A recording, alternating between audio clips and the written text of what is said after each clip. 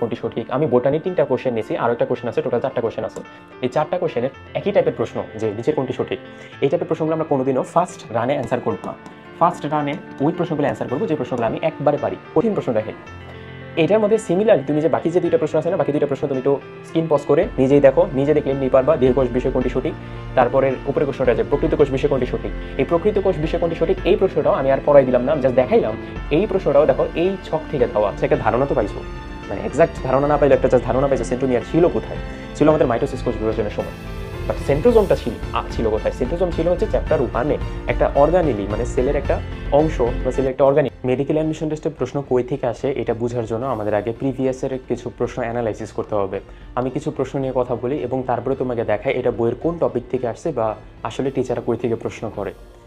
Main কথা হচ্ছে যে ভাইয়া, এই টাইপের যে তুমি যদি কোনো প্রশ্ন পাও যে নিচের কোনটি সঠিক, নিচের বিষয়ে কোনটি সঠিক, অথবা নিচের কোনটি সঠিক না, বা দেহকোষ বিষয়ে কোনটি সঠিক। আমি বোটানির 3টা কোশ্চেন নিয়েছি, আরও একটা কোশ্চেন আছে, টোটাল 4টা কোশ্চেন আছে। এই 4টা কোশ্চেনের একই টাইপের প্রশ্ন, যে নিচের কোনটি সঠিক। এই টাইপের প্রশ্নগুলো আমরা কোনোদিনও ফার্স্ট রানে অ্যান্সার করব না।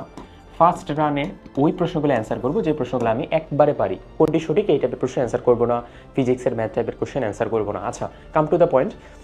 এখানে দেখো 3টা কোশ্চেনে আমাদের একবার মেডিকেল, ডেন্টালে, মানে প্রিভিয়াস ইয়ারে এবং তার আগের ইয়ারে 23-24 সালে আসছে, এবং মানে গত বছরের টাইপেরই একটা প্রশ্ন। এখন এই প্রশ্নগুলো কই থেকে আসছে এটা প্রথম প্রশ্নটা আগে দেখো, প্রাণী কোষ বিষয়ে কোনটি সঠিক। প্রাণী কোষ বিষয়ে কোনটি সঠিক এই প্রশ্নটা ভাইয়া একটা ছক থেকে প্রশ্ন করা। তোমার যে কোনো ধরনের বইয়ের, যে কোনো বইয়ের, যে আমাদের হাসান স্যারের বই আছে অথবা আজিবুর স্যারের বইয়ের লাস্টের দিকে সবগুলা ছক একবারে দিয়ে দেওয়া আছে। ওই ছকটা যদি তুমি একটু ভালো মতো খেয়াল করো, আমি তোমাকে আগে ছকটা পড়াই, তারপরে ওই প্রশ্নের দিকে আসতেছি।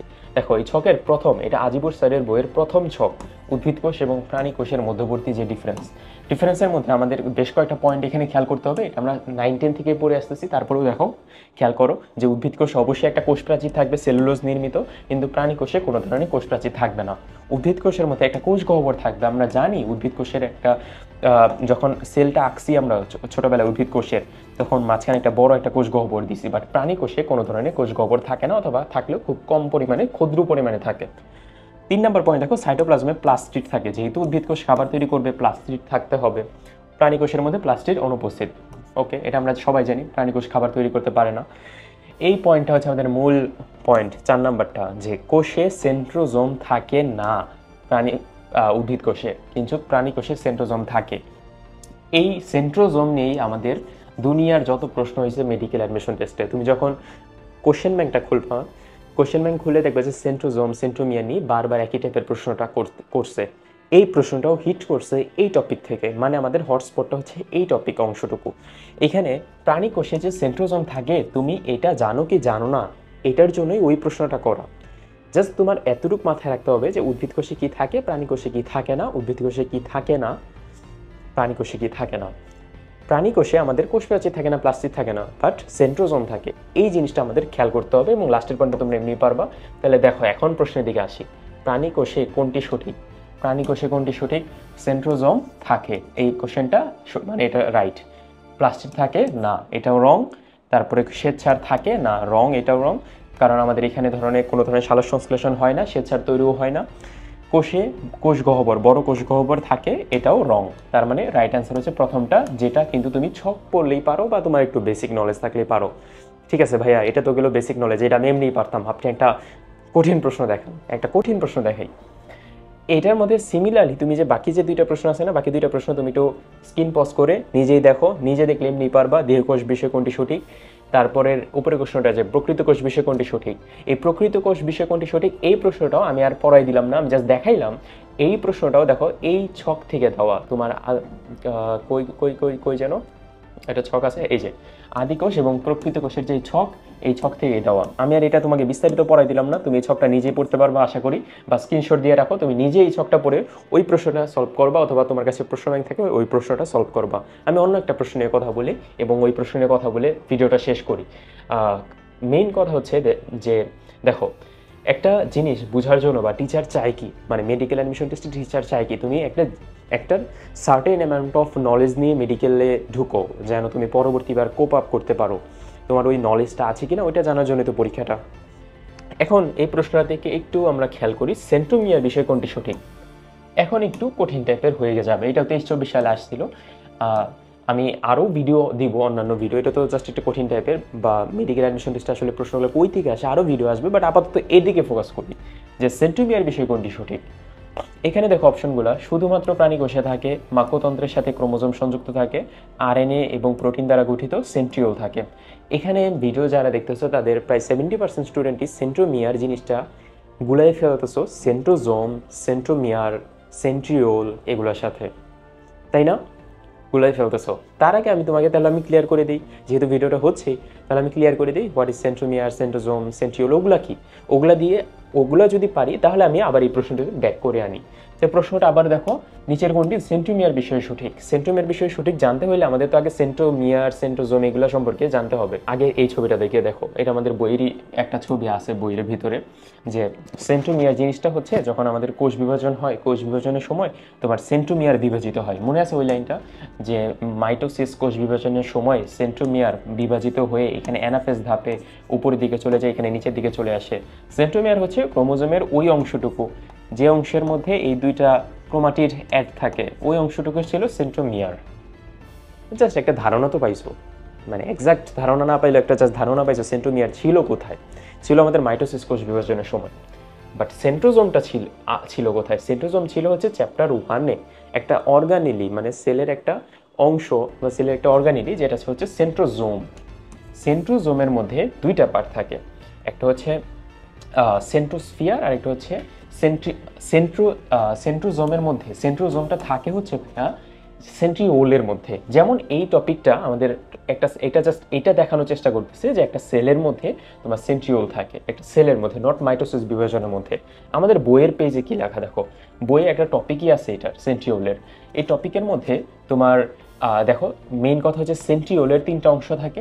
3টা অংশের মধ্যে আমাদের জাস্ট এতটুকু মাথায় রাখতে হবে যে এখানে প্রাচীর, সিলিন্ডার, যোজক বা লিঙ্কার এবং আরও অনেক কিছু থাকে। মেইন কথা দেখো এই ছবির দিকে, যে সেন্ট্রোজোম তুমি যদি ডিফাইন করো তাহলে এটার মধ্যে একটা সেন্ট্রিওল পাবা এবং পাবা সেন্ট্রোস্ফিয়ার।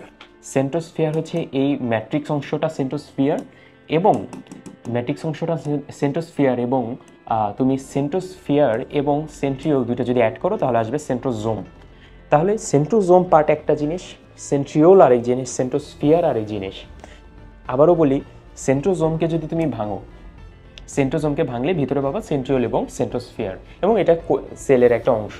এবং এটার মেন কাজটা কি? মেন কাজ হচ্ছে সেন্ট্রিওলের মেন কাজ হচ্ছে শুক্রাণু ল্যাজ গঠন করা, এটা মেন কাজ। মাকুতন্ত্র গঠনে সাহায্য করা, কোষ বিভাজনে সাহায্য করা, সিলে এবং ফ্লাজেলা তৈরি করা। মূল এমসিকিউ এটা, যে শুক্রাণু ল্যাজ গঠন করা। আচ্ছা, তাহলে আমরা এটা বুঝতে পারলাম যে সেন্ট্রোজোম কি, এতটুকু বুঝতে পারলাম। সেন্ট্রোজোম আর সেন্ট্রোমিয়ারের মধ্যে মূল পার্থক্যটা বুঝতে পারলাম, যে সেন্ট্রোমিয়ার তৈরি হয় আমাদের যখন এই যে এটা যোজক বা লিঙ্কারের বিস্তারিত কথাবার্তা, এটা তোমরা পড়ে নিও, এটা আমরা তো জাস্ট দেখতেছি যে প্রশ্নটা কই থেকে আসে। আর সেন্ট্রোমিয়ার ছিল হচ্ছে যখন আমাদের সেল ডিভিশন হবে, সেল ডিভিশনের সময় সেন্ট্রোমিয়ার তৈরি হবে, এরকম একটা টার্ম, বা সেল ডিভিশনের সময় একটা কথা ছিল। এখন আসো মেইন আমাদের পড়াতে, যেটা বলতেছিলাম যে সেন্ট্রোমিয়ার সম্পর্কিত কোনটি সঠিক। এখন তাহলে একটা ধারণা পাইছো সেন্ট্রোমিয়ার কোনটাকে ডিফাইন করতেছি, আমরা সেন্ট্রোমিয়ার কোনটাকে ডিফাইন করতেছি এটা ধারণা পাইতেছো। ওইটা বলা উচিত ছিল। কেন বলা উচিত ছিল? কারণ আমাদের এই পার্থক্যটা পড়তে এখন সুবিধা হবে। সেন্ট্রোজোম হচ্ছে প্রাণী কোষে সাধারণত থাকে, একটু আগে পড়ে আসলাম।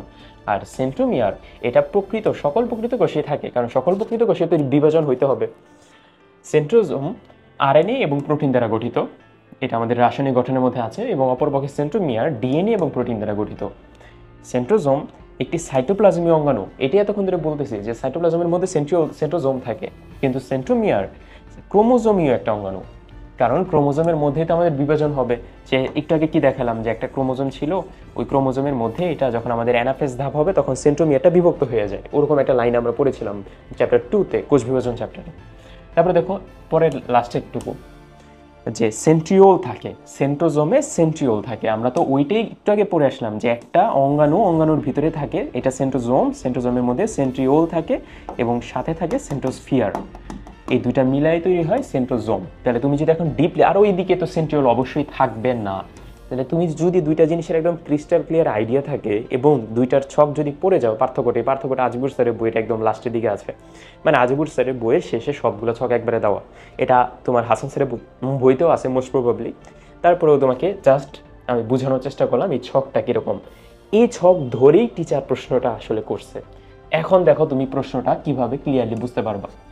সেন্ট্রোমিয়ার বিষয়ে কোনটি সঠিক? এখন হচ্ছে আমাদের মেইন আলটিমেট কথা।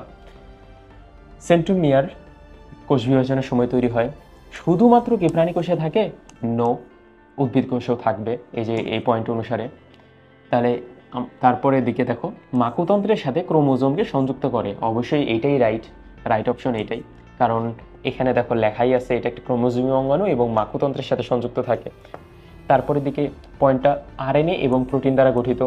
এটা কি রাইট হবে? না, ডিএনএ এবং প্রোটিন দ্বারা গঠিত হচ্ছে সেন্ট্রোমিয়ার। কোনটি সঠিক বলছে কিন্তু, এটাও রং। তারপরে সেন্ট্রিওল থাকে, এটাও রং, কারণ সেন্ট্রোজোমের মধ্যে সেন্ট্রিওল থাকে। মূল কথা একটা জিনিস খেয়াল করলে দেখবা যে টোটাল যে 3টা রং অ্যান্সার, ওই 3টা রং অ্যান্সার এখান থেকে তুলে দিছে এবং আরেকটা যে রাইট অ্যান্সার ওইটা এই পাশ থেকে তুলে দিছে, অথবা সে নিজের মতো করে বানাই দিছে। তুমি যদি একটা ক্রিস্টাল ক্লিয়ার আইডিয়া থাকে এবং তুমি যদি একটু ডিপলি পড়ো, যারা স্পেশালি সেকেন্ড টাইম আসো ডিপলি পড়ো, তাহলে তুমি প্রশ্নগুলোর আসলে রুট কোথা থেকে আসছে ওইটা তুমি বুঝতে পারবা। আজকের জাস্ট একটা শর্ট ভিডিওর মাধ্যমে বা শর্ট ক্লাসের মাধ্যমে আমি বোঝানোর চেষ্টা করতেছিলাম যে জাস্ট প্রশ্নগুলো কই থেকে আসে এবং তুমি কিভাবে পড়বা এবং গোড়া থেকে কিভাবে পড়া যায় এবং মেডিকেল অ্যাডমিশন টেস্টের জন্য একটা বেটার রেজাল্ট আনা যায়, যেন আমরা পরবর্তীবার সেকেন্ড টাইমের যদি হয়ে থাকো পরবর্তীবার যেন একটা ভালো প্রিপারেশন নিতে পারো, অথবা তুমি যদি ফার্স্ট টাইমের হয়ে থাকো ফার্স্ট টাইমে যেন চান্সটা হয়ে যায়। তো ভাই আজকে এই পর্যন্ত। ভিডিও একটু হলে কাজে লাগে নিচে জানিয়ে দিতে পারো ভাইয়া কাজে লাগছে, অথবা আরও যদি ভিডিও লাগে আমি অবশ্যই দেওয়ার চেষ্টা করবো। ধন্যবাদ সবাইকে।